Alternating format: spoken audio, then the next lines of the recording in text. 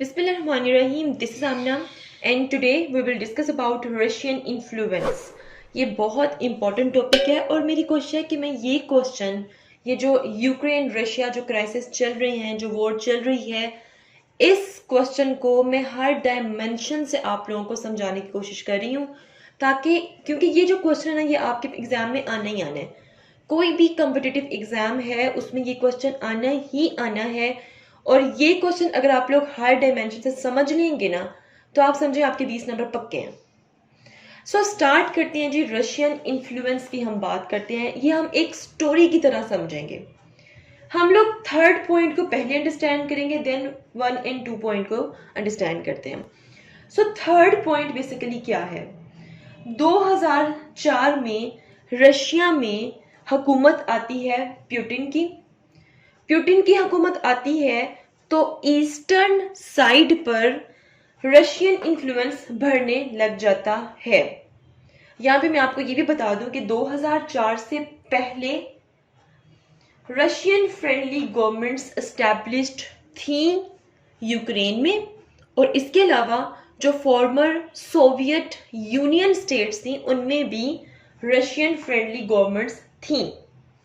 लेकिन 2004 में बहुत से रेवोल्यूशंस आए, बहुत से प्रोटेस्ट हुए, जिसकी वजह से एंटी रशियन गवर्नमेंट एस्टैब्लिश हो गई.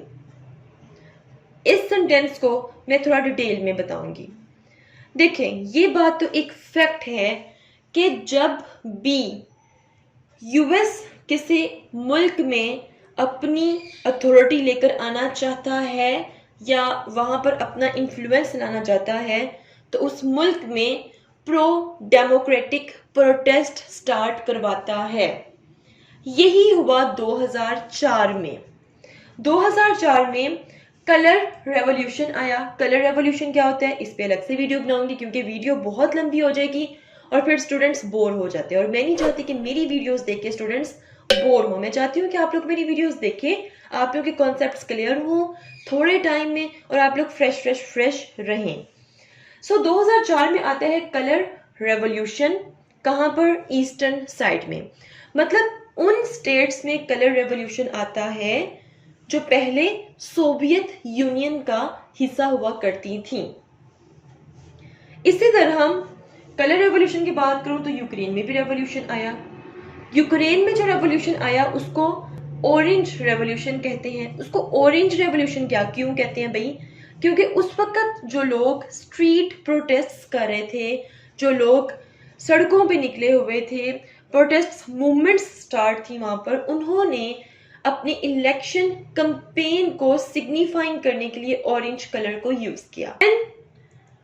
ऑरेंज रेवोल्यूशन होता है यूक्रेन में, और यूक्रेन में जो गवर्नमेंट थी, जो रशियन फ्रेंडली गवर्नमेंट थी, उसको ओवरथ्रो कर दिया जाता है और उसकी जगह आ जाती है anti Russian government in Ukraine. तो 2004 में यूक्रेन में कौन सी गवर्नमेंट आ गई? एंटी रशियन गवर्नमेंट यूक्रेन में आ गई. इसी तरह 2004 इतना इंपॉर्टेंट क्यों कंसिडर किया जाता है रशिया और यूएसए के लिए? क्योंकि 2004 में बहुत से ऐसे मुल्क थे ईस्टर्न साइड में जहां पर प्रोटेस्ट हुए और एंटी रशियन गवर्नमेंट्स आई. जब प्यूटिन आए, उन्होंने ये सब कुछ देखा. उन्होंने कहा कि भाई इस तरह तो नेटो हमारे दरवाजे पर आ जाएगा, नेटो तो हमें भी इन्वेट कर देगा. फिर प्यूटिन ने अपना इन्फ्लुएंस बढ़ाना शुरू किया. प्यूटिन ने भी अपनी कोशिशें शुरू की कि हमारा भी जो इन्फ्लुएंस है वो बढ़ता रहे. तो जब से सोवियत यूनियन टूटा, तब से ही रशिया ये कोशिश करता रहा कि उसका इन्फ्लुएंस भी बढ़ता रहे. 2008 में जॉर्जिया के कुछ इलाकों पर रशिया ने ऑक्युपाई कर दिया. आप कह सकते हैं कि अभी भी 20% जो जॉर्जिया स्टेट है that is under Russian influence, वो रशियन इन्फ्लुएंस के अंडर है. मतलब वहां पर सेपरेटिस्ट रह रहे हैं, वहां पर रशियन रिबेलियंस रह रहे हैं, और वो ये कहते हैं कि भाई हमें रशिया का पार्ट होना चाहिए. ठीक है, तो इस तरह से रशिया ने अपना इन्फ्लुएंस इंक्रीज करना शुरू किया. देन मोल्डोवा भी एक स्टेट है ईस्टर्न यूरोप वाली साइड पे. इस स्टेट की ईस्टर्न साइड के कुछ एरियाज उनको سیپریٹسٹ ایریا کہا جاتا ہے اور اس سیپریٹسٹ ایریا کو ٹرانسنسٹریا کا نام دیا گیا. ان ایریاز میں بھی ایسے لوگ ہیں جن کو آپ پرو رشینز کہہ سکتے ہو. وہ کہتے ہیں کہ بھئی ہمیں رشیا کے ساتھ ری یونیفائی کیا جائے. تو اس طرح اس اسٹیٹ میں بھی جو رشیا ہے اس نے اپنا انفلوئنس برقرار رکھا. پھر آپ لوگ دیکھتے ہو کہ یوکرین میں بھی یہی کام ہو رہا ہے.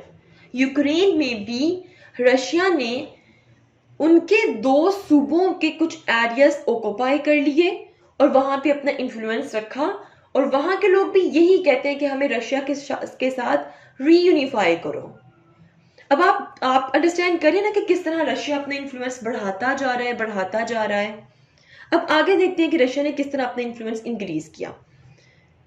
Now this slide is very important. اب جبکہ میں آپ کو بتا چکی ہوں کہ ہر اسٹیٹ میں ریولیوشن آ رہا تھا اور اینٹی رشین گورنمنٹس بنتی جا رہی تھی. یہ سب دیکھ کے رشیا کو ٹینشن ہونا شروع ہو گئی. رشیا نے کہا کہ بھئی ہمیں بھی کچھ کرنا چاہیے, اور اس کے علاوہ ان دنوں یہ بھی خبریں آنا شروع ہو گئی کہ جو یوکرین ہے وہ بھی نیٹو کا حصہ بننے جا رہا ہے. اب پیوٹن نے سوچا کہ کچھ نہ کچھ کرنا پڑے گا.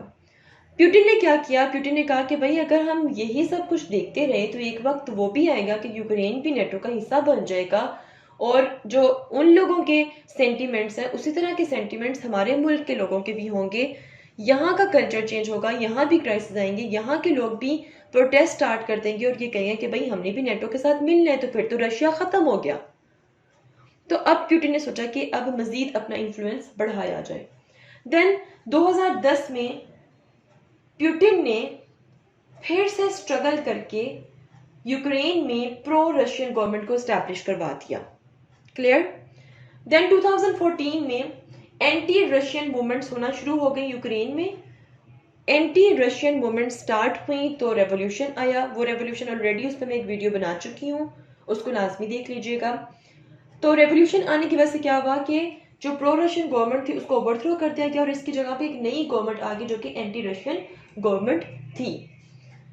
جب رشیا نے یہ دیکھا تو رشیا نے پھر ایک کام کیا اپنا انفلوئنس انکریز کرنے کے لیے. رشیا نے کرائمیا پہ انویڈ کر دیا 2014 میں.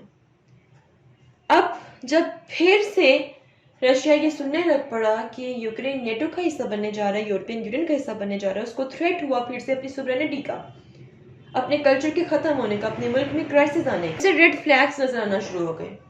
اس نے کیا کیا 2022 میں فائنلی اس نے یوکرین پہ انویڈ کر دیا.